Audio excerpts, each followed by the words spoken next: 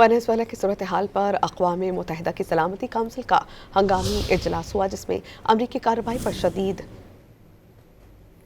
तशवीश का इजहार किया गया। पाकिस्तान ने वेनेजुएला में एकतरफा फौजी कार्रवाइयों को आलमी अमन के लिए खतरा करार दे दिया। अक़वाम मुत्तहिदा के सेक्रेटरी जनरल अंतोनियो गुतेरेस ने वेनेजुएला में अमरीकी कार्रवाई की कानूनी हैसियत पर सवालात उठा दिए।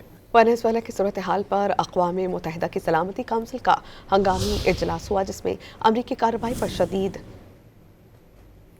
तशवीश का इजहार किया गया। पाकिस्तान ने वेनेजुएला में एकतरफा फौजी कार्रवाइयों को आलमी अमन के लिए खतरा करार दे दिया।